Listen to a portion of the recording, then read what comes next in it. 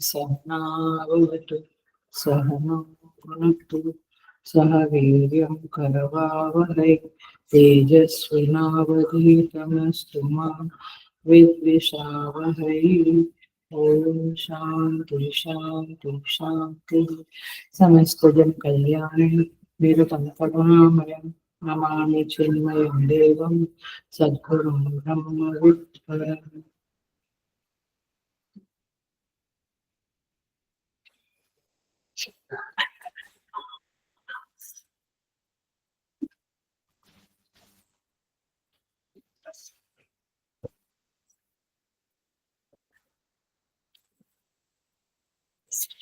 Hari Om. I welcome you all with great love and great respect in this Aittariya Upanishad.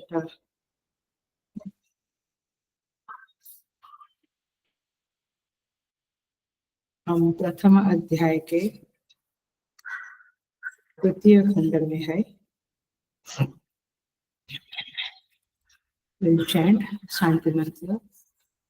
ओम वामे मनसि प्रतिष्ठिता मनो मे वाचे प्रतिष्ठितम् आविराविर्मयेधि वेदस्य आनिस्तः श्रुतं मे मा प्रहासीः अनेनाधीतेन अहोरात्रान् सन्दधामि ऋतं वदिष्यामि सत्यं वदिष्यामि तन्मामवतु तद्वक्तारमवतु अवतु माम् अवतु वक्तारम् अवतु वक्तारम्।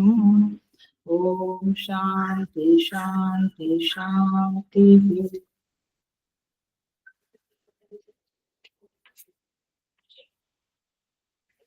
मंत्र नंबर 11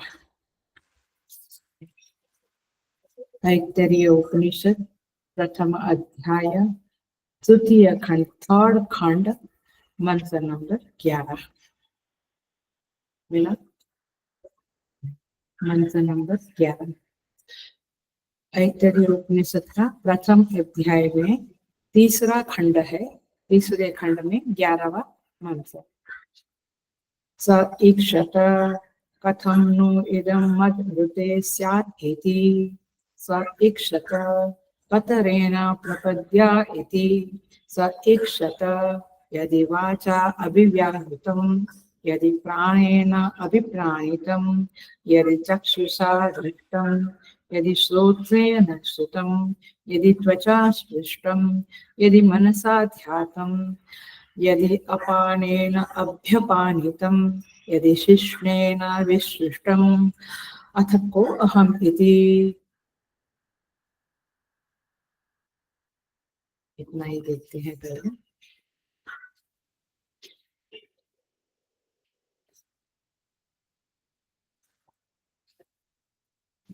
सुनो मंत्र का ट्रांसलेशन देखते हैं और फिर हम शुरू करेंगे।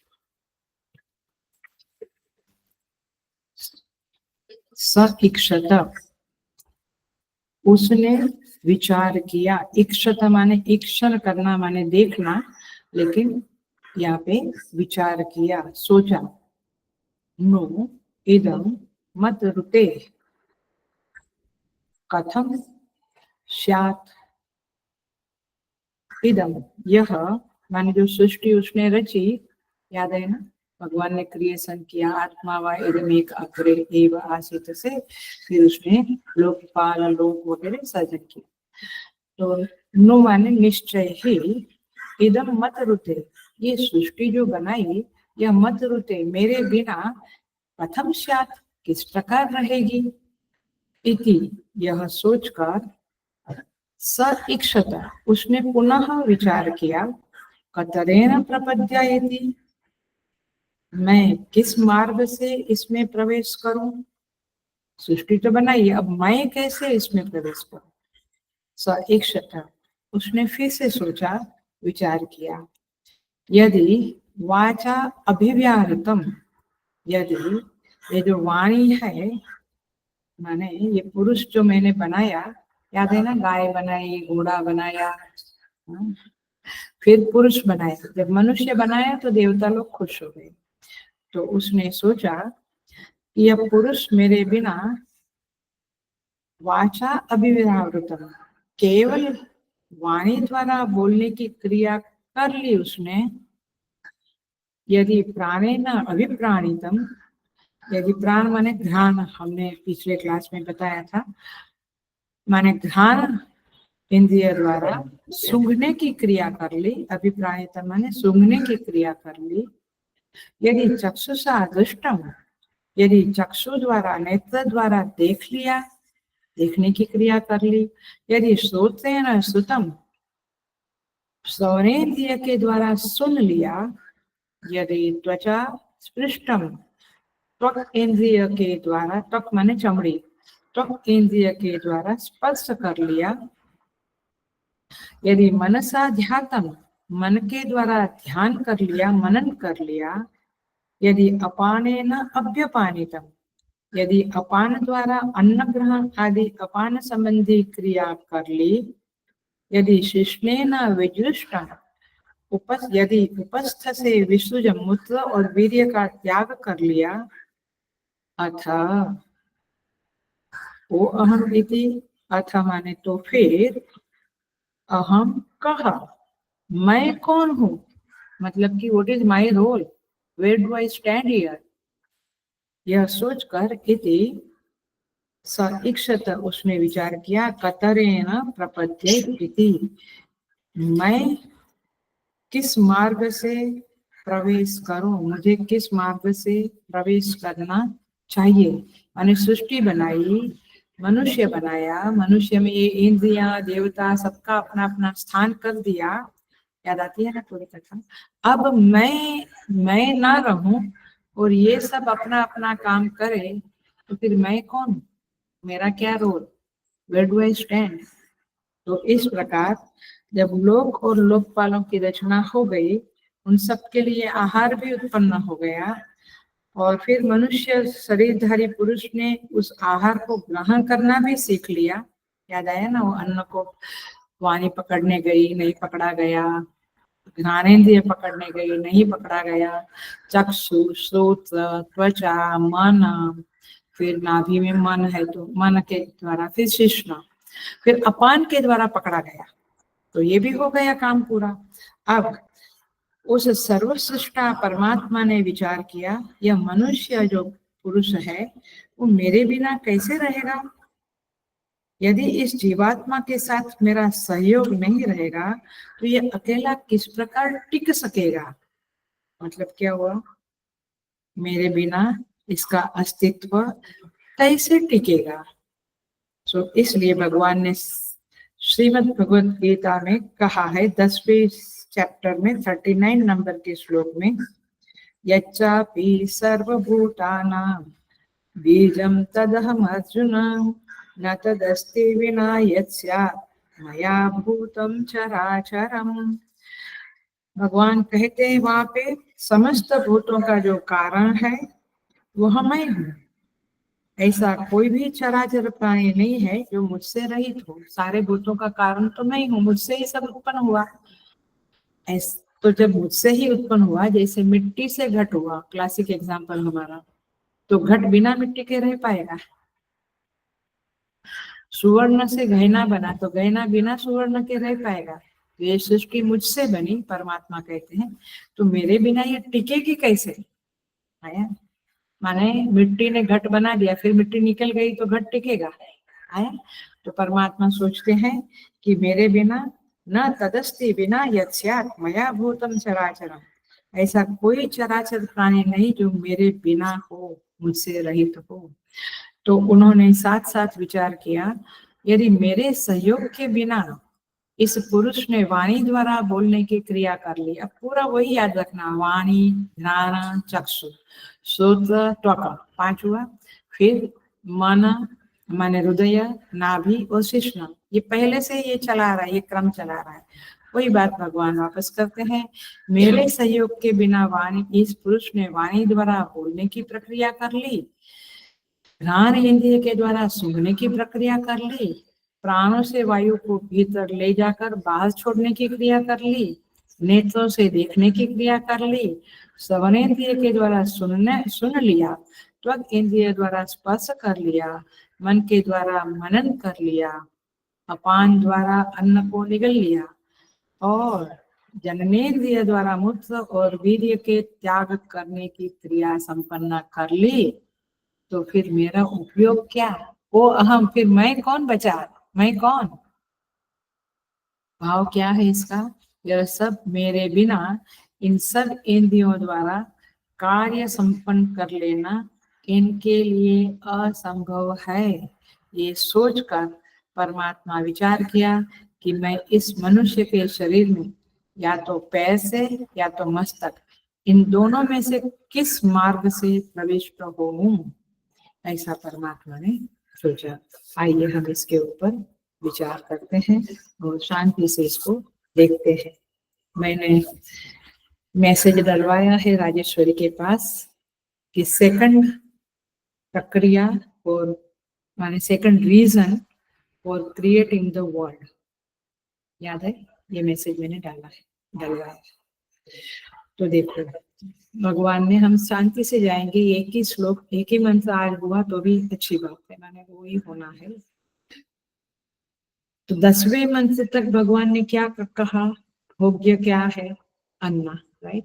भोगायतनम, भोग स्थानम और भोग साधनम, 4 चीजों से ये जगत बना है। आप कभी भी मनन करने बैठो तो ये विजुअलाइज करना कि पूरा जगत क्या है, फाइनली केवल भोग है यहाँ पे। मैंने हमारे लिए गेहूं चावल, किसी के लिए चूहा, किसी के लिए कॉकरोच, सबके अलग अलग है, बट आहार भोग। फिर भोगायतनम माने ये शरीर, भोग को भोग कैसे करेंगे आप? कि शरीर में रहकर ही तो करेंगे, तो भोगायतनम। फिर भोग स्थानम माने ये सृष्टि में ही तो भोग रहते हैं, तो भोग स्थान। और भोग साधनम, किसके द्वारा आप भोग करेंगे? तो मुख के द्वारा, चक्षु के द्वारा, श्रोतेंद्रिय के द्वारा शब्द का भोग, चक्षु के द्वारा रूप का भोग, आई बात? सो ये 4 विभाग पूरी सृष्टि में दिखाई देता है, यहाँ तक का उपसंहार है। अभी 10 मंत्र तक का सारा उपसंहार यही है। तो और फिर उसमें भगवान ने क्या किया? लोक और लोकपाल और अन्नम की सृष्टि की। लोक बनाया, लोकपाल माने देवता बनाए, और फिर अन्नम बनाया। और फिर इन सब का उपादान कारण क्या बना? परमात्मा। वैसे पंचमहाभूत है, क्योंकि पूरा टेबल बहुत बार दिया है मैंने, और पूरी बातें करी है कि कैसे पूरा चार्ट कैसा है। चाहिए तो आप कोई लिखेगा तो पुनः भेज देंगे, बड़ी बात नहीं है। तो अन्न उपादान कारण भी परमात्मा बना और निमित्त कारण भी परमात्मा है। तो वह ईश्वर कौन है? अभिन्न निमित्त उपादान विवर्त कारण, ये है जगत का।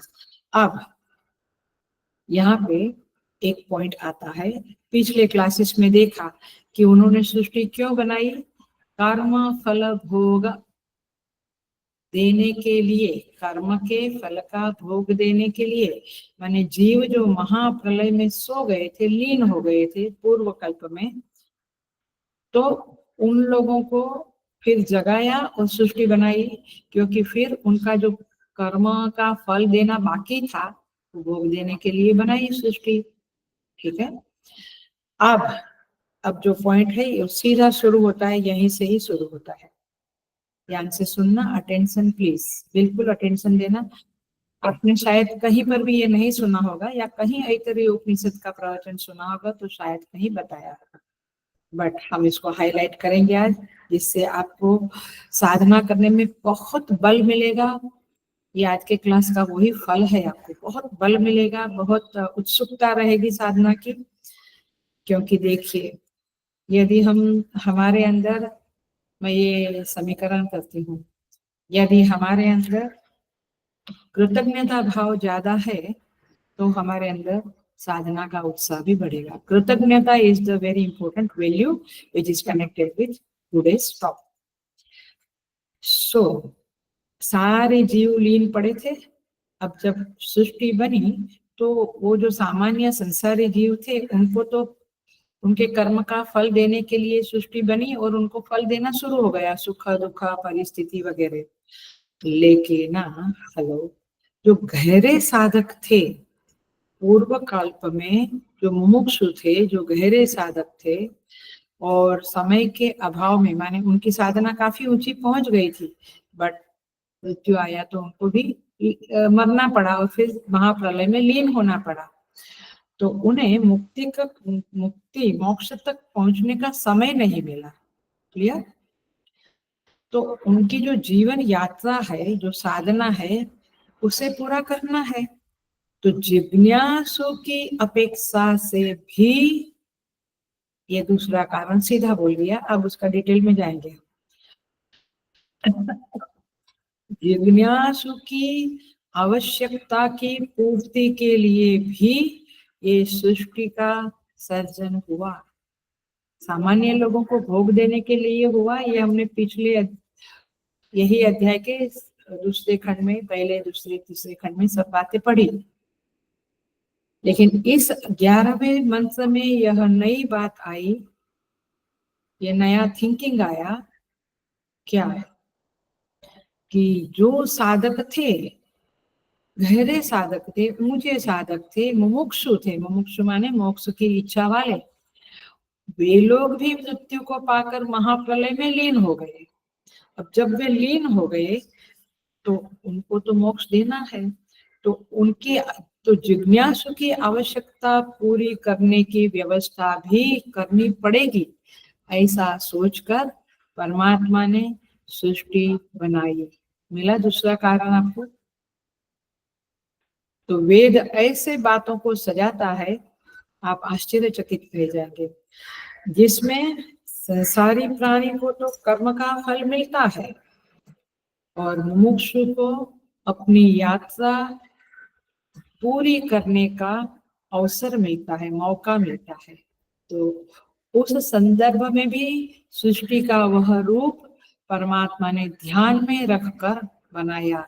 वो क्या रूप है, उसकी बहुत गहरी चर्चा हो सकती है, अभी इधर नहीं करेंगे हम। बट एक तो संसारी को भोग देने को ये सब सुंदर सुंदर बनाया, लेकिन गहरे साधक को भी यात्रा पूरी करनी है तो वैराग्य चाहिए। तो वो वैराग्य के लिए, वो वैराग्य की प्राप्ति के लिए भी जो अनुकूल परिस्थितियां है, अनुकूल एटमॉस्फेयर है, वह भी परमात्मा ने क्रिएट किया। पहाड़ों में गुफाएं, अरण्यों में जगह बनाई, झोपड़ी बना के आया। तो परमात्मा ने सबका ख्याल किया। तो सृष्टि केवल वो भोगी लोगों के लिए नहीं है कि जो आनंद आनंद मंगल करना चाहते हैं, मौज मजा करना चाहते हैं, आया, उनके लिए भी है, परंतु मुमुक्षु के लिए भी यह सृष्टि बनाई गई। ये भी भगवान के, परमात्मा के मन में यह विचार भी आया था और ये बात और कहीं नहीं मिलेगी, यहाँ पे आपको अच्छी तरह से समझने को मिलेगी।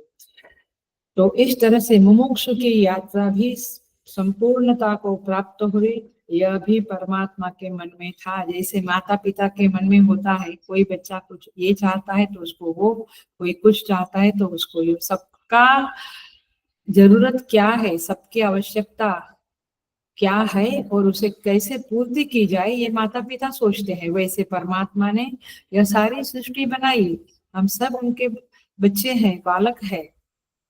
तो परमात्मा ने सबका विचार किया और इस तरह से ये द्वितीय रीजन जो है, द्वितीय कारण जो है, सेकंड रीजन, वो अभी इधर उजागर हो रहा है, क्योंकि परमात्मा ने यह सृष्टि की उस तरह की व्यवस्था भी करी। तो वेद में केवल सकामी की कामना पूर्ति की व्यवस्था है ऐसा नहीं समझना, मोक्ष की यात्रा पूरी करने की भी व्यवस्था है ना। वैराग्य आपको आता है तो कितने सारे सिचुएशंस खड़े होते हैं तब जाके वैराग्य आता है। वो सिचुएशंस कौन खड़ा करते हैं? परमात्मा। आपको कहीं भेजते हैं, आश्रम में जाने की प्रेरणा होती है, गुरुकुल में जाकर वेदांत कोर्स करने की प्रेरणा होती है, तो कौन करता है? ये सब परमात्मा सारी व्यवस्था करते हैं। And it's really this are the truths of the life. हम लोग जैसे लोगों के लिए, इवन आपके लिए भी, आपके जीवन में भी ऐसी घटनाएं घटी होगी जिससे ये वैराग्य होता है। और हमारे जीवन में भी जब हम 20 साल की उम्र में घर छोड़ते हैं तो ये उम्र घर छोड़ने की नहीं है, ये मौज मजाक की है। लेकिन वैराग्य इतना होता है कि कठिन से कठिन जो जो दिनचर्या है गुरुकुल की, उसे हम स्वीकार करते हैं। और most of, at least Chinmay mission में तो मोस्टली लोग बहुत अच्छे घराने से आते हैं, बहुत पढ़े लिखे होते हैं, फिर भी क्यों ये स्वीकार करते हैं? क्योंकि वो वैराग्य परमात्मा ने दिया हुआ है और उसकी पूर्ति की व्यवस्था भी परमात्मा की हुई है। आप जब सुनेंगे, हम तो सुनते रहते हैं, नए ब्रह्मचारी अभी जो भी आते हैं कि आप कैसे आए। कल ही मैं पवई आश्रम गई थी, पूरा दिन महाशिवरात्रि का साधना हुआ, तो ब्रह्मचारी लोग भी वहां रहते हैं, 40 जितने हैं, तो बातें होती है, तो पूछते हैं तो अलग अलग आंसर मिलते हैं कि कैसे वे लोग कोर्स ज्वाइन किया और कैसे उनके मन में दीक्षा लेकर धर्म प्रचारक के रूप में जीवन परमात्मा के गुरु के चरणों में समर्पित करने की भावना उदित हुई। ये जब आप माने संसार का गॉसिप छोड़कर ये बातें जानने की जब हम कोशिश करते हैं तो ये प्रवचनों का मीनिंग भी बहुत अच्छी तरह से समझता है। मैं बहुत बार कहती हूँ और ये मेरी फेवरेट एक्टिविटी है कि बड़े बड़े संतों की, बड़े बड़े महात्मा आज भी बहुत है, उनकी बायोग्राफीज पढ़ो, आपको बहुत इंस्पिरेशन मिलेगी। अस्तु। सो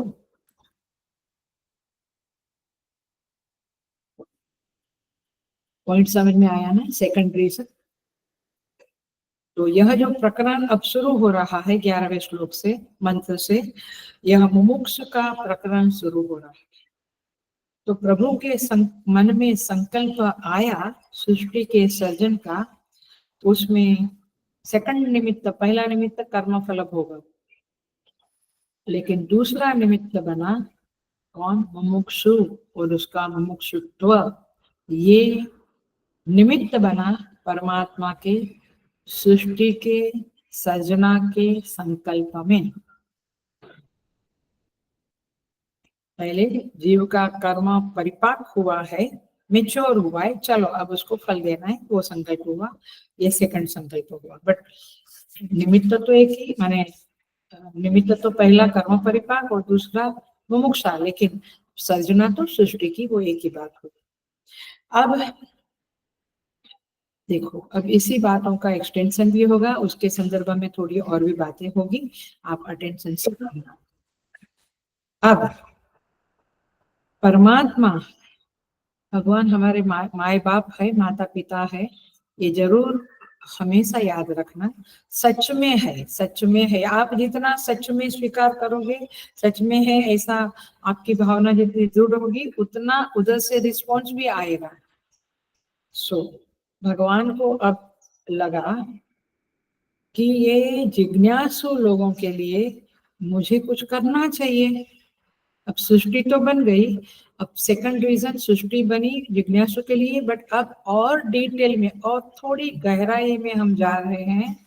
अब उसी की ब्रांच समझ लो या उसका एक्सटेंशन समझ लो। तो अब परमात्मा के अंदर भाव आया, वो अहम, मैं कौन?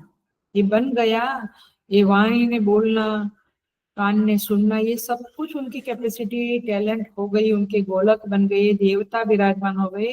अब मैं कौन? मेरा क्या रोल है? Where do I stand? What am I going to do now? तो भगवान के अंदर ये चिंता हुई, ये विचार हुआ कि जिज्ञासु वर्ग जो है वो मुझे कैसे प्राप्त करेगा? उनके लिए मैं सिचुएशंस वगैरह बनाता हूँ, लेकिन वो मुझे पहचान कैसे पाएगा कि मैं कौन हूँ? क्योंकि भगवान तो 7वें आसमान में रहते, ये तो इस्लाम वगैरह की मान्यता है, हमारी मान्यता नहीं है। हम तो क्या कहते हैं? यो वेद निहितं गुहायां परमे व्योमन् सोऽश्नुते सर्वान् कामान् सह ब्रह्मणा विपश्चितेति। तो ये तो हृदय गुहा में निहित है, ऐसा हमारा तैत्तरीय उपनिषद और अन्य उपनिषद कहते हैं। तो फिर मुझे कुछ करना पड़ेगा। केवल लोक लोकपाल अन्न मनुष्य ये सब बनाने से काम नहीं होगा।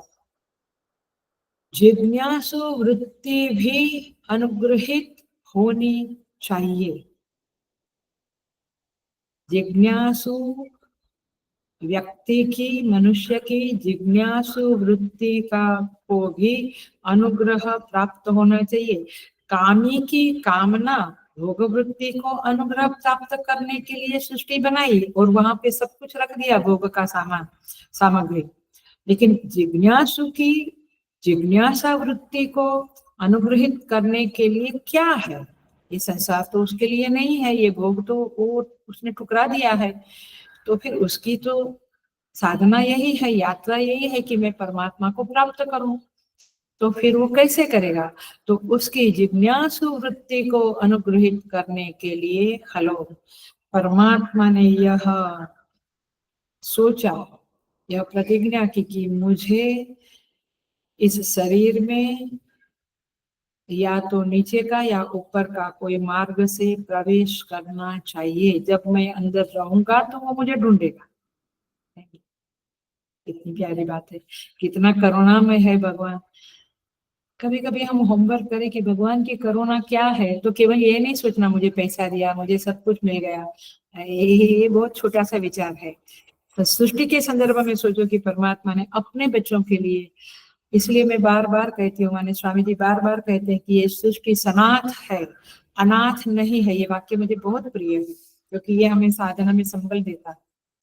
सृष्टि सनाथ है, इसलिए जगन्नाथ कहते हैं, जगदीश्वर कहते हैं। कल हम गए थे, जो हमारा पवई का हेडक्वार्टर है, वहाँ पे जो मंदिर है वो जगदीश्वरा भगवान का ही मंदिर है, शिव जी है और उसे जगदीश्वर कहते हैं। तो जिज्ञासु वृत्ति को अनुग्रहित करने के लिए, माने समष्टि मुमुक्षु की समष्टि इच्छा का प्रतिफलन के लिए परमात्मा ने यह निश्चय किया कि मैं अब इस मनुष्य रचना जो बनाई है उसमें प्रवेश करूंगा। यहाँ तक ठीक है? यहाँ तक का बात समझ में आ गया एकदम क्लियरली? अब व्याप्ति क्या बनेगी? व्याप्ति माने रीजनिंग, लॉजिक। इसकी व्याप्ति क्या बनेगी? यह जो संघात बनाया है परमात्मा ने, वाणी, चक्षु, हाथ, पैर, हृदय, नाभि माने पेट, ये सब कुछ जो बनाया है पार्ट से, संघात माने सारे पार्ट्स को मिलके एक चीज बनती है, उसे संघात कहते हैं। जैसे कार, हमेशा कार या मकान, कार में पार्ट्स होते हैं ना, स्पेयर पार्ट्स होते हैं, उससे एक कार का बनता है, माने एक कार नाम की चीज बनती है। ऐसे मकान में ये खिड़कियां है, दरवाजे है, खंबे है, ये सब मिलके ये सारा मिलके जो बनता है उसे हम मकान कहते हैं, बट शास्त्रीय भाषा में इन सबको संघात कहते हैं। तो मनुष्य के भी हाथ, पैर, चक्षु वगैरह एक संघात बना है, एक छोटे छोटे पार्ट्स को इकट्ठा करके एक उसका जायजा लिया तो उसका एक पूर्ण बना, उसे संघात कहेंगे। बट अब जो मूल बात है वह यह है कि ये संघात जो बनता है वो संघातस्य परार्थत्वात्, ये बहुत बहुत बहुत बड़ा वाक्य है जिसको आप हृदय में बिठा दो। मैं नोटबुक में लिखने को नहीं कहूंगी, हृदय में बिठा दो। संघातस्य परार्थत्वात् माने ये संघात होता है वो पर अर्थत्वात्, पर दूसरे के लिए होता है। संघात स्वयं स्वयं के लिए नहीं होता है। आंख स्वयं स्वयं के लिए नहीं है, आंख स्वयं स्वयं के लिए नहीं है, दूसरे के लिए है। मकान किसके लिए? मकान स्वयं की खिड़की स्वयं स्वयं के लिए है नहीं, वो मालिक के लिए है। ऐसे इस मनुष्य शरीर का जो संघात है वो उसका मालिक जो परमात्मा है उसके लिए है। जैसे नगर होता है, उसका एक राजा है, तो नगर का सारा कुछ जो है वो राजा के लिए होता है।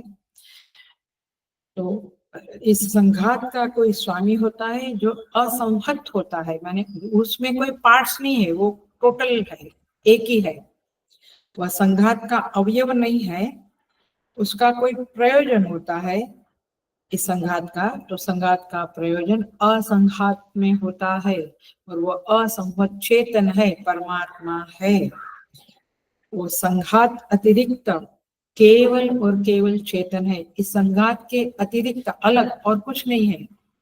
हर चीज संघात है।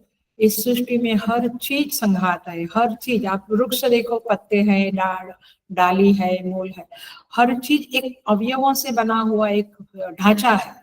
लेकिन वो ढांचा किसके लिए है? उसके अतिरिक्त जो उसका मालिक है, चेतन है, और जो निरअवयव है, क्योंकि ढांचा तो अवयव वाला है। ये कार, ये मकान, ये वृक्ष, ये सब कुछ अवयव वाले हैं, पार्ट्स वाले हैं। लेकिन उसका जो मालिक है वो असंहत है, निरअवयव है, और संघात अतिरिक्त असंहत है। तो संघात जो बना वो परार्थत्वा, तो दूसरे के लिए बना है। किसके लिए बना है? वह जिसके लिए बना है, वह उसके लिए बना है जो संघात का अवयव नहीं है। It is not a part of the मकान मालिक। ये मकान का पार्ट है क्या? नहीं, वो उससे अलग है। और वह कौन है? चेतन है। प्रयोजन कभी भी जड़ में निवास नहीं करता है। इसलिए परमात्मा ने सोचा कि मैं इसमें प्रवेश करता हूं, प्रवेश करूं, जिससे जिज्ञासु की वृत्ति को व्याप्ति मिलेगी, उसकी वृत्ति को सहाय मिलेगी। ये व्याप्ति बनती है। Why he entered into the human being. सृष्टि बना के वो सृष्टि में भी आ गया, प्रविष्ट हुआ, माने ये मनुष्य शरीर भी एक सृष्टि ही है, तो उसमें प्रविष्ट हो गया। क्यों? जिज्ञासु को भी कुछ सहाय चाहिए। तो उस व्याप्ति का आश्रय लेकर वह मेरा अनुसंधान करेगा, ऐसा परमात्मा ने सोचा। अगर मेरे बिना, ये सब आया ना, यदि चक्षु, अगर मेरे बिना कार्य कारण संघात चलता है तो कौन सी विधि होगी कि जिज्ञासु को पता चलेगा कि परमात्मा कौन है, अथवा उसके अंदर जिज्ञासा वृत्ति को पानी मिलेगा, पुष्टि मिलेगी, तो जीवंत रहेगी। तो क्या चीज है? तो को अहम शब्द का यह अर्थ है। को हम आया ना, उस मंत्र में ये शब्द आया ना, को अहम, मैं कौन। तो मैं कौन, इसका अर्थ क्या हुआ?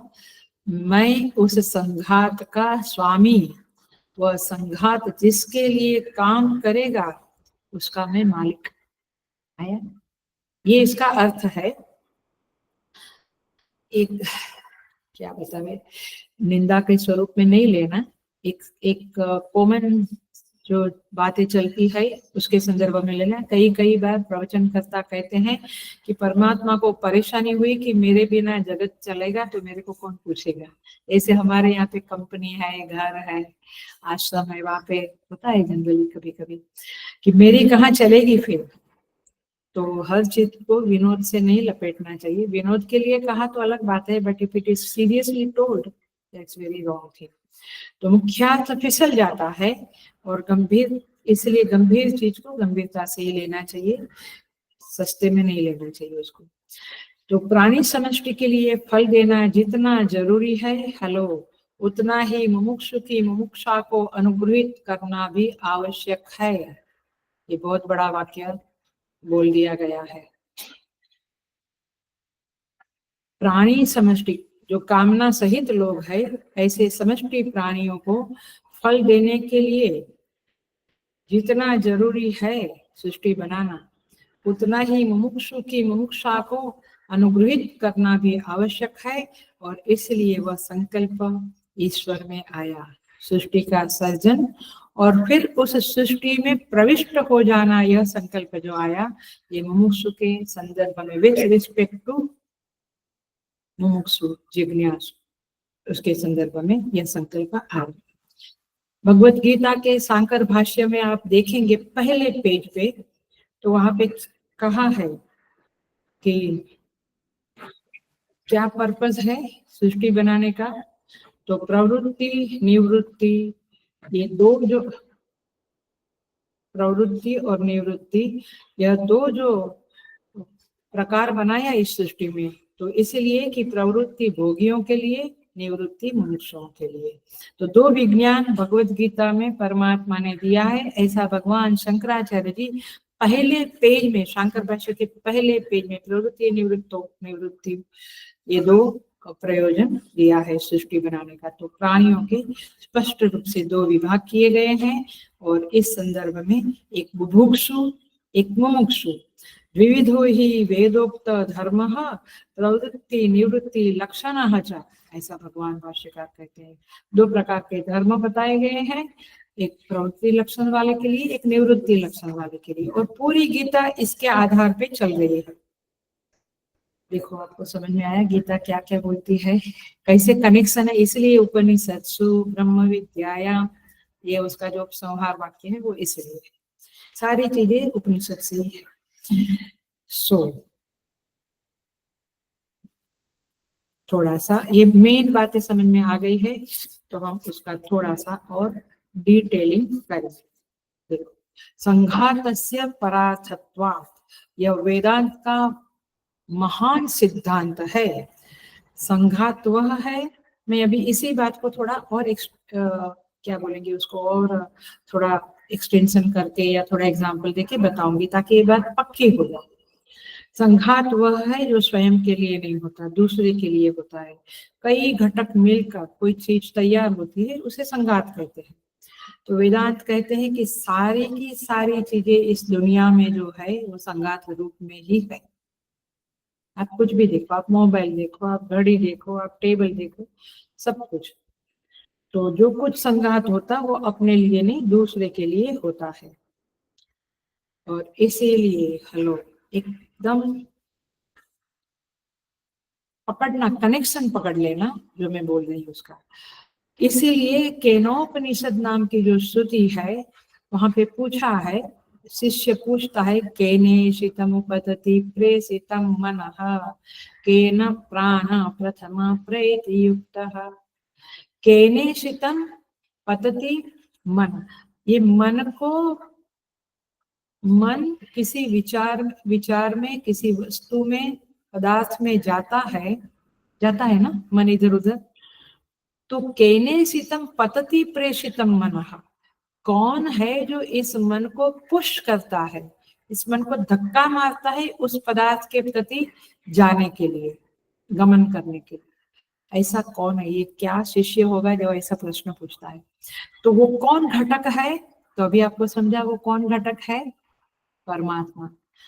तो परमात्मा यदि अंदर नहीं होता, हमारे अंदर हृदय में कहो या हमारे अस्तित्व में कहो, तो फिर कैसे उपनिषद होते, कैसे गीता होती? तो भगवान कितना सोचते हैं अपने बच्चों के लिए, अपनी सृष्टि के लिए। इसलिए ऐसा नहीं सोचना कि वे कठोर है। माता पिता भी कभी कठोर होते हैं तो दो चपत लगा देते हैं, ऐसे भगवान भी कभी कभी लगा लेते हैं। तो we don't have to get नाराज, भगवान से कभी नाराज ना हुए। तो इसीलिए ये संघात स्वयं प्रेरित है या कोई उसका प्रेरक है, ये प्रश्न आता है। बट ये प्रश्न केनोपनिषद का इस संदर्भ में है। देखो उपनिषद भी एक दूसरे से कैसे कनेक्टेड है। तो संघात स्वयं प्रेरक है, ये प्रश्न आता है। और पहले आपको ये प्रश्न को सॉल्व करना पड़ेगा कि स्वयं प्रेरक नहीं है, तब जाके आप इस बात को प्रमाणित कर पाएंगे कि स्वयं प्रेरित नहीं है, उसका कोई प्रेरक है। क्योंकि वाणी को बाहर का निमित्त प्रेरित करता है कि मैं बोल दूं। ऐसे बाहर कुछ किसी ने कुछ कहा, कुछ धमाल किया, कुछ अभी चालू क्लास में कोई घंटा मारने आए तो बोल दूं। तो वाणी को तो बाहर का निमित्त प्रेरित करता है, लेकिन अंदर का भी कोई भाव प्रेरित करता है ना। ये डिसिप्लिन नहीं है, अभी क्लास चल रही है तो घंटा नहीं मारना चाहिए, तो अंदर भी एक डिसिप्लिन बैठा है, एक धर्म बैठा है। तो भाव को कौन प्रेरित किया? तो संस्कार बैठे हिंदू धर्म के मंदिरों के, एक डिसिप्लिन है, वो संस्कार बैठे हैं। और फिर संस्कार का संचय भाव से होता है, वाणी से, कर्म से होता है। तो एक दूसरे कॉम्प्लीमेंट्री है। संस्कार, भाव, इंद्रियों का व्यवहार, व्यापार, ये सब एक दूसरे की कॉम्प्लीमेंट्री है ऐसा लगता है, और स्वयं मशीन चल रही है, शरीर रूपी मशीन, ऐसा लगता है, बट क्या वास्तव में ऐसा है? मोस्ट ऑफ द संप्रदाय माने दर्शन, संप्रदाय से बेटर शब्द है दर्शन, यही मानते हैं कि ये मशीन, ये संघार, ये कार्य करना संघार स्वयं प्रेरित है। ये लैपटॉप में हम कर्सर लगाते हैं तभी चीजें बाहर आती है ना, वो स्वयं प्रेरित नहीं है, कोई उसको चलाने वाला है। मोबाइल को भी कोई चलाने वाला है तब जाके होता है। ऐसे हर संघात का कोई मालिक है। इसीलिए ये गहरा प्रश्न है, केनेशितम पतति प्रेषितम मनः, इसलिए संघातस्य परार्थत्वा, ये इस 11वें मंत्र का एसेंस है। अब देखो मंत्र में आया यदि वाणी अपने आप बोल लेती, यदि चक्षु अपने आप बोल लेता। देखो इसका थोड़ा सा डिटेलिंग करते हैं। यदि वाणी से वदन क्रिया हो जाती, वाणी कुछ बोलेगी, वदन क्रिया करती, तो किसके लिए करती है? सोचो, तो किसके लिए वाणी बोलती है? दूसरे के लिए, माने किसके लिए? मेरे लिए बोलती है ना। तो मैं वाणी से कोई हूं अलग, जिसके लिए वाणी बोलती है। हाथ काम करता किसके लिए? मैं, ये तो क्या बदनसीबी है अथवा अनफॉर्चून है कि हमने अपने शरीर इंद्रियों से तादात्म्य भाव कर लिया है, आइडेंटिफिकेशन किया है, इसलिए हमको पता नहीं चलता है। बट बेसिकली हाथ काम किसके लिए करता है? अहम के लिए, मैं जो हूँ उसके लिए करता है ना। जैसे बलि दी जाती है तो किसके लिए दी जाती है? बकरे की बलि काली माता को देते हैं, तो काली माता के लिए नहीं, वो मेरा कुछ काम पूरा होना है इसके लिए दी जाती है। तो ऐसे ये वाणी बोलती है, स्तुति की जाती है, तो किसके लिए की जाती है? हम वाणी से स्तुति करते हैं, बट किसके लिए? परमात्मा के लिए। तो किसके लिए? कस्मै देवाय हविषा विधेम, ये भी पूर्व मीमांसा का सबसे बड़ा सूत्र है। कस्मै देवाय हविषा विधेम, किस देव के लिए ये हवि हम दे रहे हैं, है ना। हवि तो दिया अग्नि को, बट अग्नि को नहीं देते हैं, अग्नि तो मीडिया है to take it to the देवता। बट हम किस देवता के लिए देवता देते हैं वो हम मंत्रोच्चार में बता देते हैं। भूर्भुवः स्वः का तो सूर्य देवता के लिए, सवितृ देवता के लिए। तो इसलिए सारी इंद्रियों की क्रिया जो है, यदि वो किसके लिए इन्वर्टेड कोमा वाला हटा दो तो निरर्थक हो जाएगी, उसका कोई मीनिंग नहीं रहेगा, है ना। तो चिंतन का सूत्र क्या मिलता है विद्यार्थी को यहाँ पे?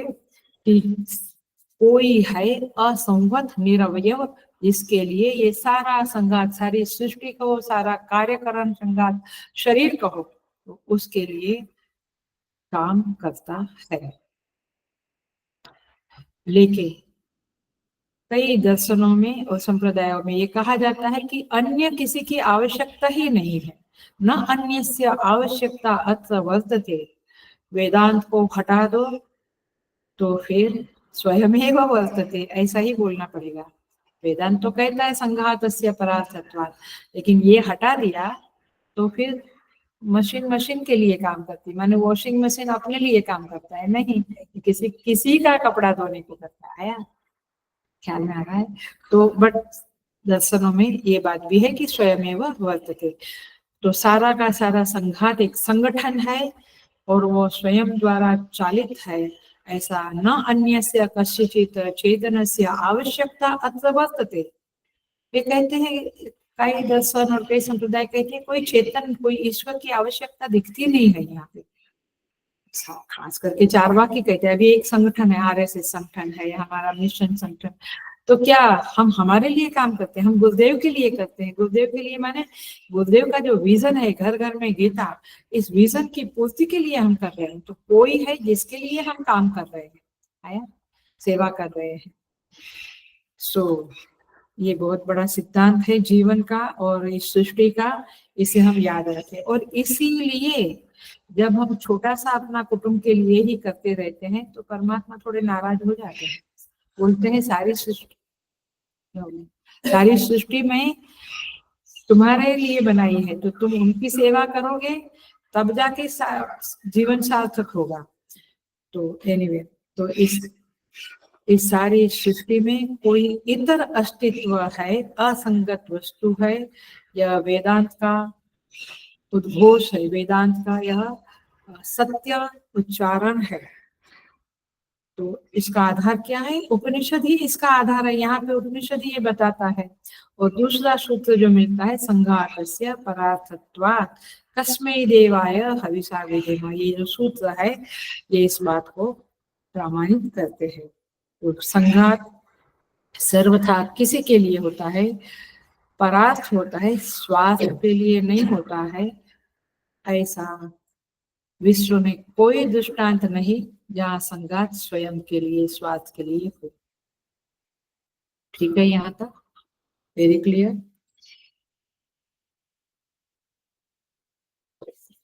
अब थोड़ा सा देखते हैं भाष्य में।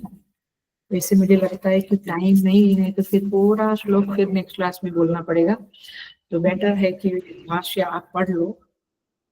लेकिन जो पहला पैराग्राफ है वो मैंने अभी सारा समझाया, वो पहला पैराग्राफ है, पेज नंबर 51 में पहला पैराग्राफ है, स एवं लोक लोकपाल संघात स्थिति, वो आप पढ़ लेना। मैं सेकंड पैराग्राफ में आती हूँ क्योंकि वो थोड़ा कठिन है।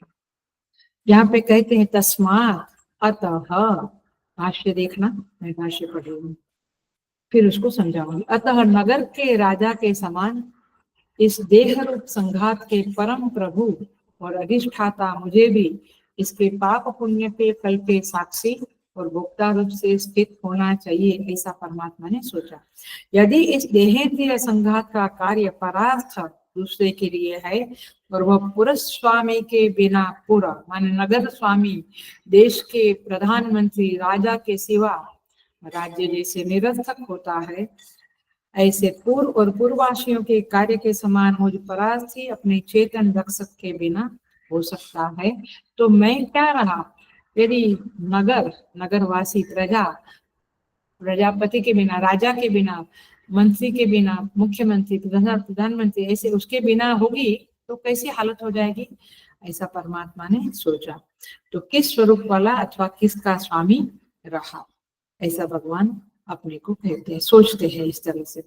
तो जिस प्रकार राजा नगर में प्रवेश कर वहां के अधिकारी पुरुषों के कार्य अकार्यादि का निरीक्षण करता है, जो सीईओ है, हाईएस्ट स्तर पे बैठा है, वो सबका कार्य का निरीक्षण करता है, उस प्रकार यदि मैं भी भूत और इंद्रियों के संघात में प्रवेश करके वाणी आदि के उच्चारण आदि फल को ग्रहण न करूंगा तो कोई भी मुझे यह सत्य है और ऐसे स्वरूप वाला है ऐसा विचार नहीं कर सकेगा।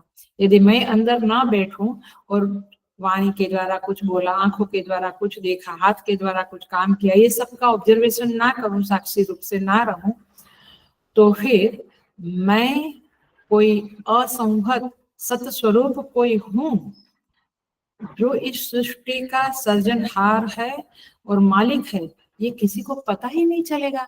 हाउ पीपल विल नो कि ये सृष्टि किसी ने बनाई है, कोई उसका मालिक है, कैसे पता चलेगा? अब बहुत इंपॉर्टेंट पॉइंट है, मैं इसको फिर से समझाऊंगी, बट टाइम पूरा होने को आया करके मैं ये पढ़ लेती हूँ।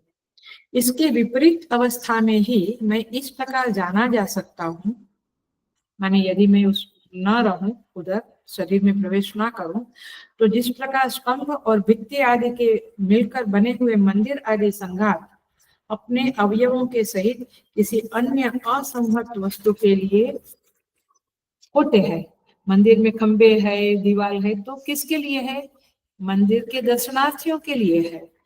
उसी प्रकार या मकान है तो मकान मालिक के लिए है। तो जिसके लिए इस संघात रूप वाणी आदि के उच्चारण आदि व्यापार है, हेलो अंडरलाइन करो आगे का वाक्य, और जो इन वाणी आदि के उच्चारण आदि को इदम इन्वर्टेड कोमा में लिखा है भाष्यकार ने, इदम इस प्रकार जानता है वह मैं सत्य और चेतन स्वरूप हूँ।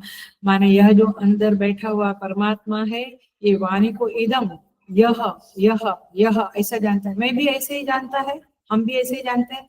मेरा आंख, मेरी वाणी, मेरा हाथ ने ये किया, तो इदम इदम माने यह ऐसा करके जानते। हम बोलते हैं मैं कर रहा हूँ, मैंने बोल दिया, मैंने देख लिया, बट वास्तव में यह जो आंख है उसने देखा, यह जो वाणी है उसने बोला, ऐसा ही है ना। तो ये इदम इदम प्रकार से जानने वाला जो है वह कौन है? परमात्मा। आया, वह मैं हूँ, और वह मैं अंदर प्रवेश नहीं किया तो कैसे पता चलेगा?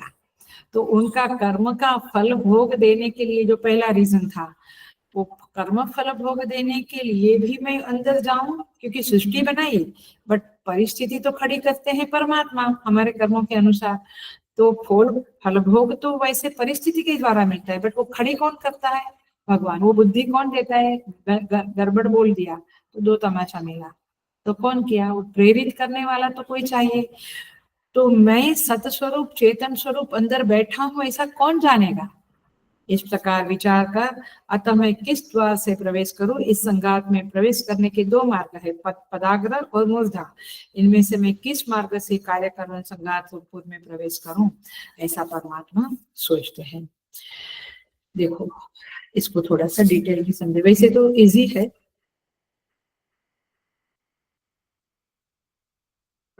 तस्मात, इसीलिए वह स्वामी सोचता है, माने परमात्मा, मया परेण, जैसे नगर का राजा है, जरूरी है राजा होना, प्रधानमंत्री होना, राष्ट्रपति वगैरह जरूरी जरूरी है ये होना।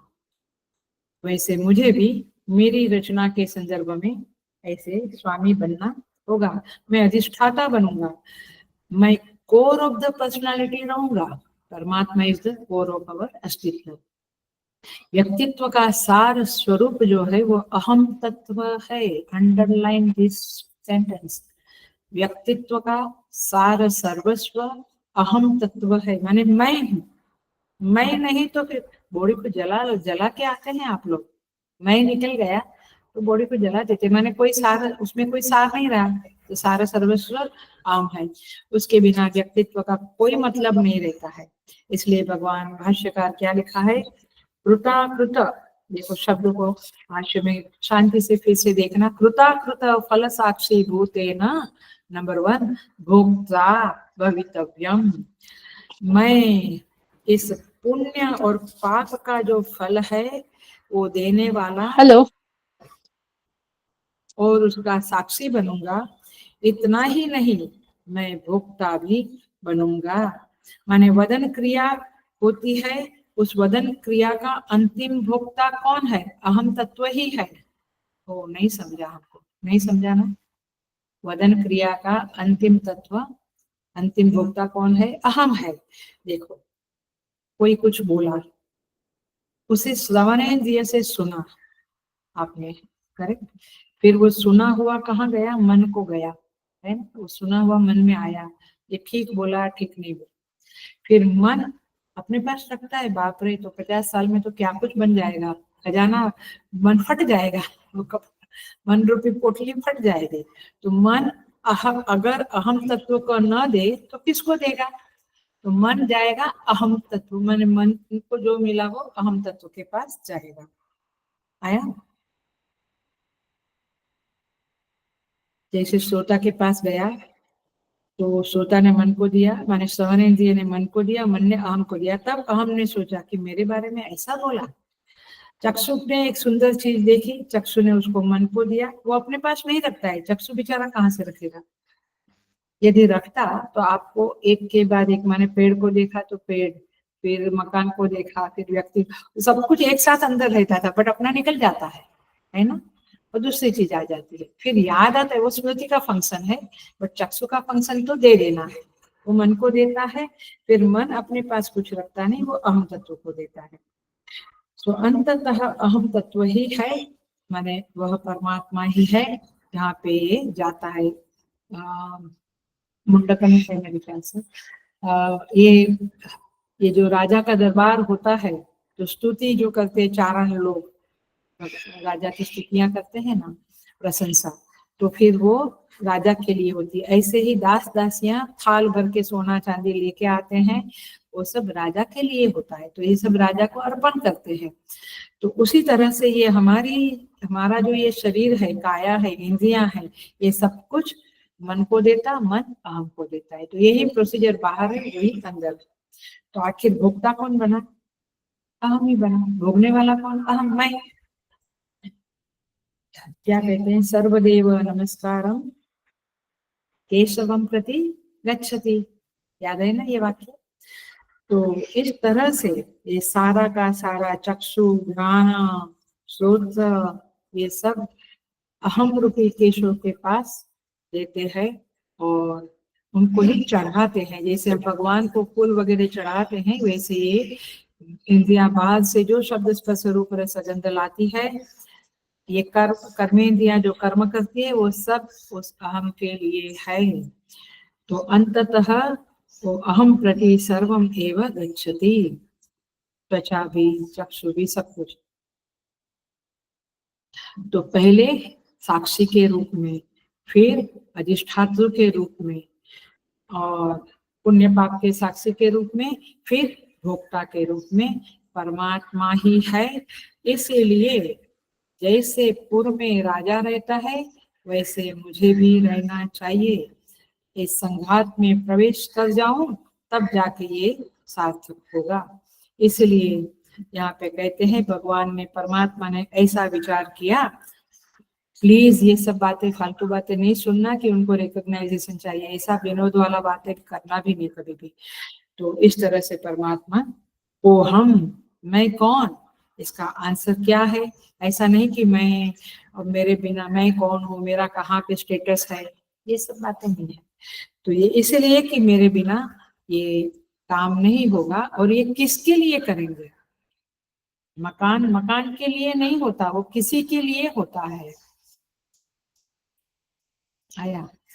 तो यदि मैं कार्य कारण संघात में प्रवेश करके वागादि इंद्रियों के व्यवहार का फल नहीं भोगता, तो मेरे स्वरूप पर कोई विचार ही नहीं करता, तो मुमुक्षु की मुमुक्षा वृत्ति को पानी देने के लिए, उसको ऑक्सीजन देने के लिए, उसको जीवंत रखने के लिए परमात्मा पूर्व में प्रवेश कर जाते हैं। तो सृष्टि सर्जन का हेतु भी भोग देना है, और भोग देने के लिए फिर अंदर, माने भोगी को भोग, मुमुक्षु को वैराग्य, ये उसकी साधना आगे बढ़ाने के लिए, अनुग्रह करने के लिए परमात्मा इस शरीर में प्रविष्ट होते हैं।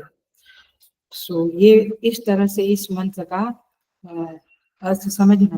पूरी ऐतरेय उपनिषद ओपनिंग से ही चलती आ रही है, अब उसका क्लाइमेक्स आ गया है, अब टॉप आ गया है। तो इस तरह से यहाँ पे भाष्यकार कहते हैं, ये स्वयं संघात रूप नहीं है, बल्कि वेदन रूप, ज्ञान रूप है।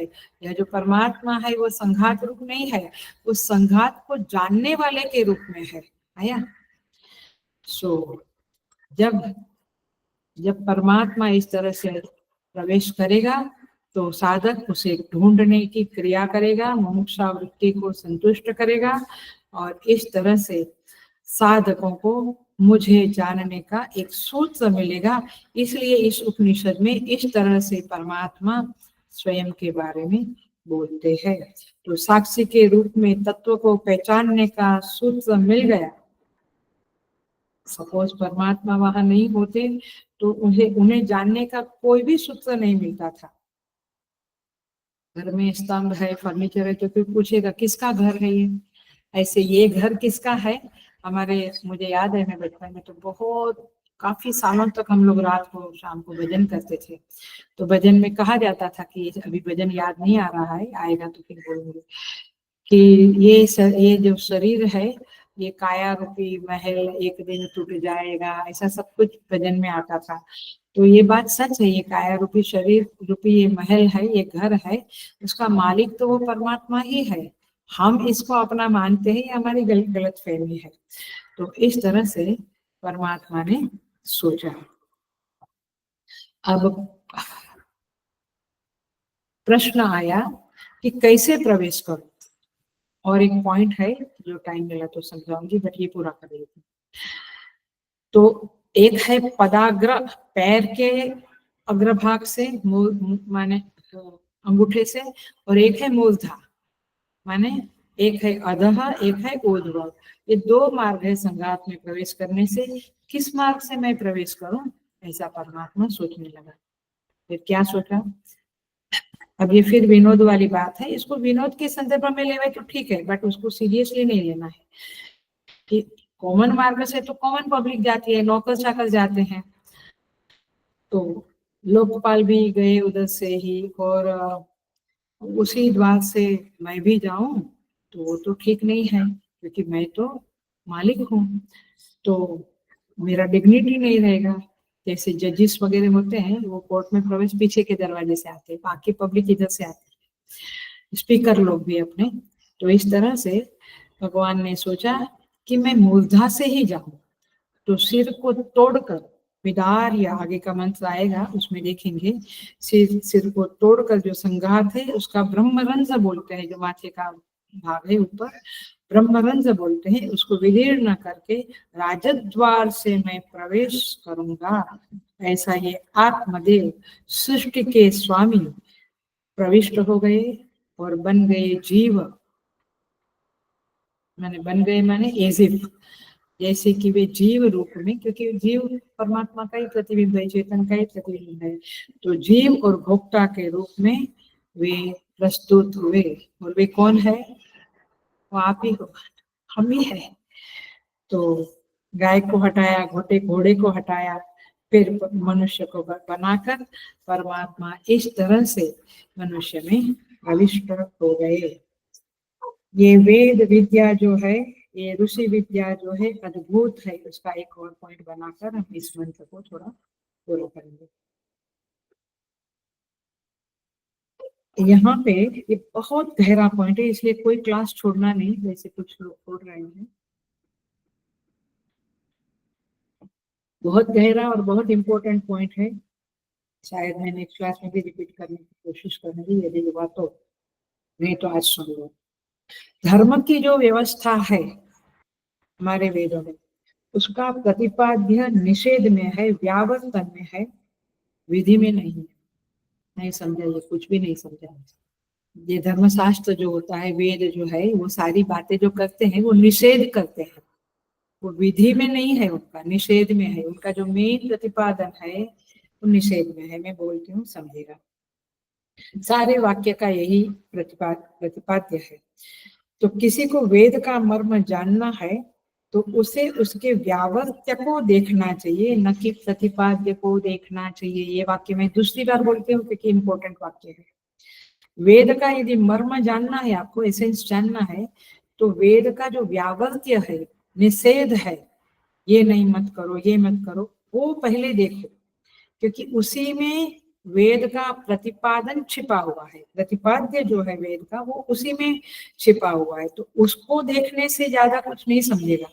व्यावर्त्य को देखो, व्यावर्त माने देखो। स्नान करना चाहिए, ये विधि हुई। स्नान नहीं करोगे तो अशुचिता होगी, ये निषेध हुआ। तो जब वेद कहता है स्नान करना चाहिए, तो अशुचिता के व्यावर्तन में उसका प्रतिपाद्य है। माने अशुचित, व्यावर्तन माने हटा देना, व्यावर्तन माने हटा देना, अनुवृत्त व्यावर्त ऐसे आता है। अशुचिता के व्यावर्तन में प्रतिपाद्य है, न कि स्नान में नियोजित करने के लिए आया। तो स्नान करो तो क्या होगा, अशुचिता हटेगी, तो अशुचिता को हटाने के लिए वेद का प्रतिपाद्य स्नान बनता है, सिंपली नहीं। तो प्रतिपाद्य स्नान कराना नहीं है, अशुचिता को निवारण करना। ऐसे नित्य कर्म का अनुष्ठान करो तो प्रत्यवाय दोष का निवर्तन होगा, व्यावर्तन होगा। तो इस तरह से यहाँ पे ये जो श्रुति चल रही है उसका इस तरह का कनेक्शन है, ये आप थोड़ा सा सोचना। मूल रहस्य यह है कि वेद आत्मा के विषय में व्यापक रूप से प्रमाण दे नहीं सकता है, आत्मा क्या है। तो फिर अनात्मा क्या है, अतद वृत्ति क्या है, वो बताकर फिर आत्मा को लक्षित करना है। ये वेद की स्टाइल है। इसलिए ऐतरेय उपनिषद का ये प्रसंग भी आप उस तरह से सोचना।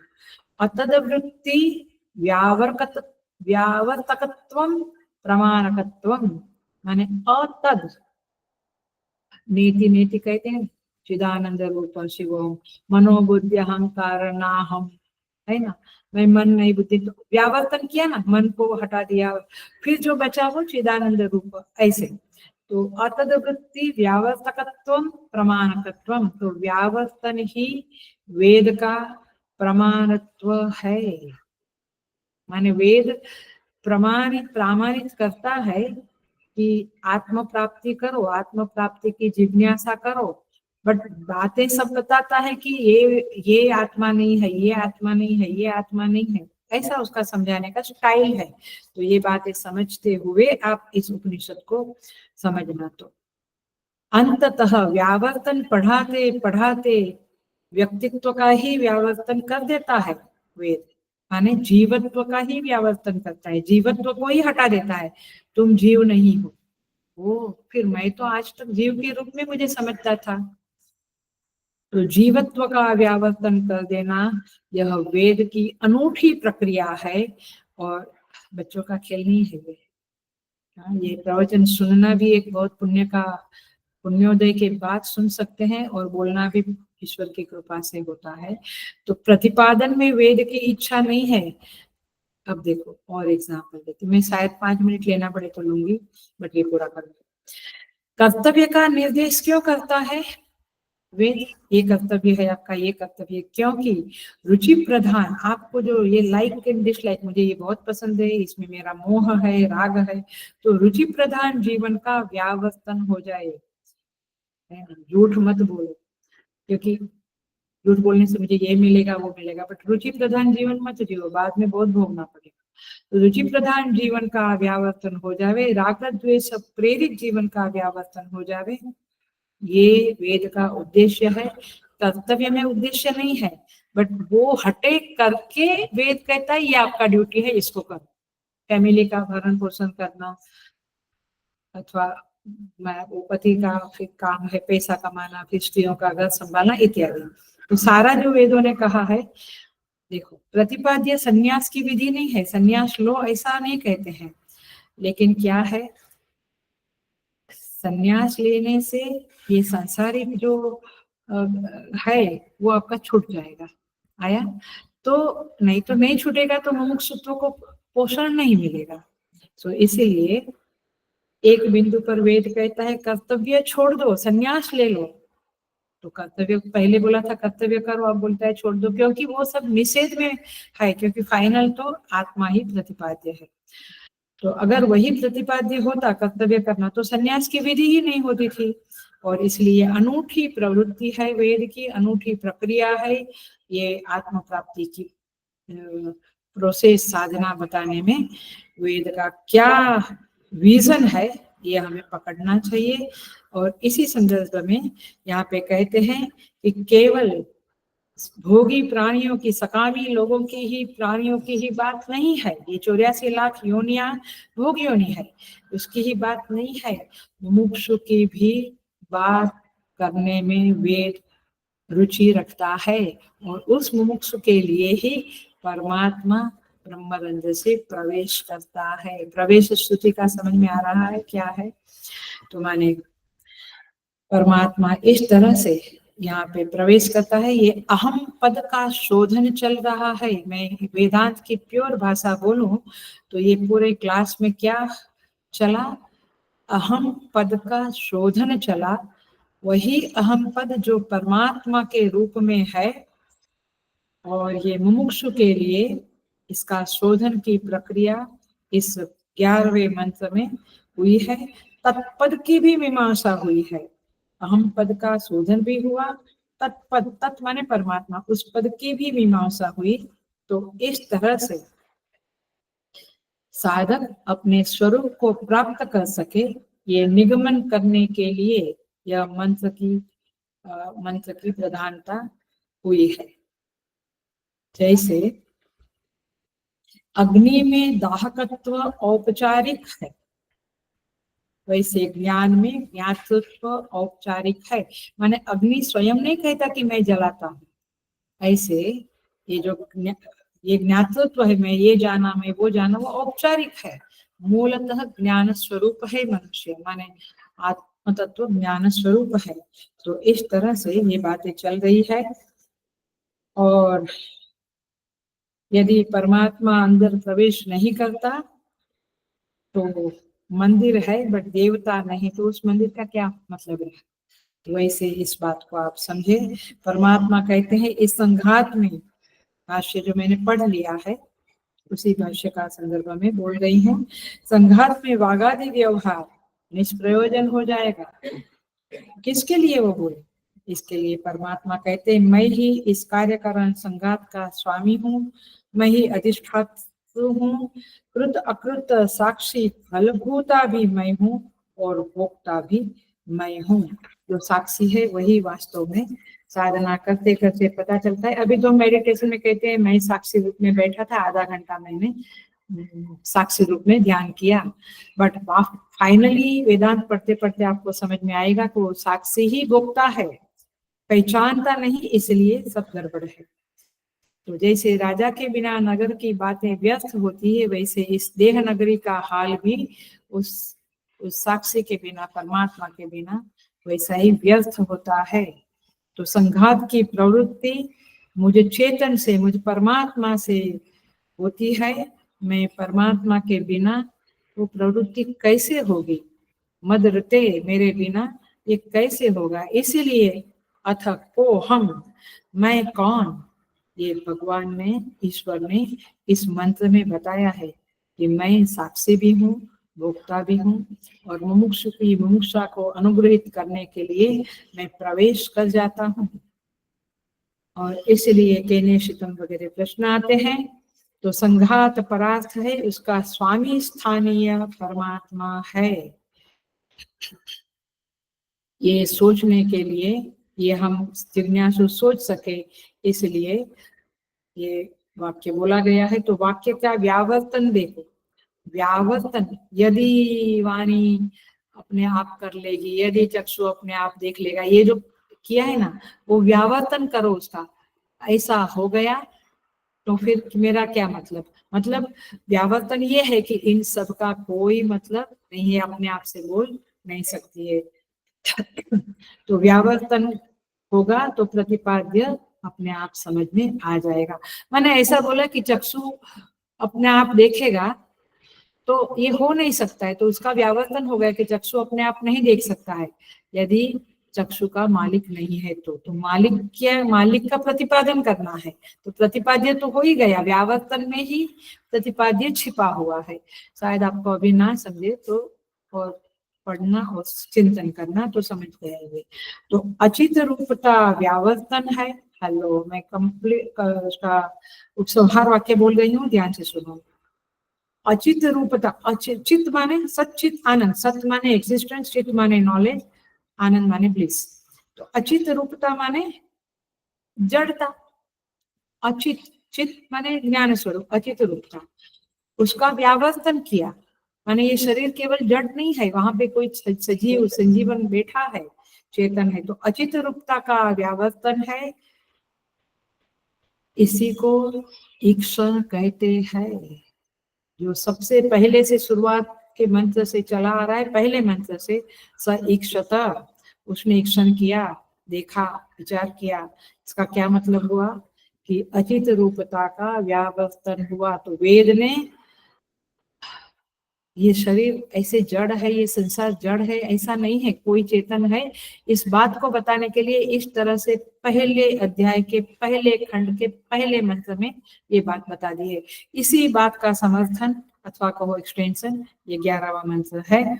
और इसलिए ईक्षण के लिए जो शरीर, मन, अंतःकरण, इंद्रिया चाहिए, वो सब सृष्टि हुई, और फिर मैं प्रवेश कर जाऊं तो वेदन रूपता सिद्ध होगी, चित रूपता, चिद रूपता सिद्ध होगी, है ना। परमात्मा प्रवेश करेगा तो ज्ञान स्वरूपता होगी। ज्ञान स्वरूपता माने मैं लैपटॉप को देख रही हूँ, मैं तुम्हें देख रही हूँ, तो देखने की जो क्रिया है वो सजीव है, डेड बॉडी देख नहीं सकती है, तो सजीवता कैसे शुरू हुई? इस तरह से हुई, वेदना रूपता सिद्ध हुई। तो जिज्ञासु मुझे इस शरीर को शरीर रूपी साधन के माध्यम से ही, ये बात केनोपनिषद में आएगी, मोस्टली ऐतरेय के बाद केनोपनिषद लेने की इच्छा है, इस पर जो फाइनल विचार दे वो फलीभूत होगा। लेकिन केनोपनिषद में ही इस तरह से आता है कि ये जो शरीर है उसी के द्वारा ही हम उस परमात्मा को प्राप्त कर सकते हैं। यदि हम इग्नोरेंट है, अज्ञानी है अथवा मूर्ख है, तो इस शरीर की इंद्रिया वगैरह का उपयोग हम बाहर की सृष्टि को पाने को करेंगे, और यदि हम थोड़े बुद्धिमान है, गुरु कृपा है, तो हम इसी शरीर और इंद्रियों का व्यापार वो आत्मदेव को पाने को करेंगे। ये बातें केनोपनिषद में आएगी। तो अपने को पहचानने के लिए भगवान ने, माने जीव स्वयं को पहचान सके, इसलिए परमात्मा ने यह विचार किया कि मैं उस संघात में प्रवेश कर जाऊं। तो सृष्टि के आरंभ में ही देखो परमात्मा कितना करुणामय है। सृष्टि के आरंभ में ही परमात्मा ने जिज्ञासु को, मुमुक्षु को अनुग्रहित करने के लिए ऐसा विचार किया। आप मत सोचो कि भगवान आपको नहीं देखता है, नहीं सुनता है, भगवान को आपकी चिंता नहीं है, बहुत चिंता है, बहुत करुणामय है। तो इस तरह से प्रवेश श्रुति इस तरह से हुई। तैत्तरीय उपनिषद जो इसके पहले लिया था वहां भी था तत्सृष्ट्वा तदेवानुप्राविशत। वहां प्रवेश का अर्थ क्या था? जो सृष्टा है वही भोक्ता है, वो एक एंगल था। यहाँ प्रवेश श्रुति ऐक्य बोधक तो है, परंतु जिज्ञासु की अनुग्राहक भी है, ये एडिशन है। और यही आज का टॉपिक था। इस तरह से यहाँ प्रवेश के प्रयोजन की बात करते हुए परमात्मा इस तरह से किस द्वार से प्रवेश करूं, ये बातें 12वें श्लोक में आएगी, मंत्र में आएगी। इसको हम अगले क्लास में। Thank you so much. ओम पूर्णमदः पूर्णमिदं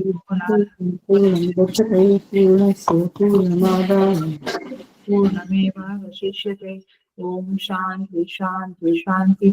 हरि ओम। श्री गुरुभ्यो नमः। हरि ओम।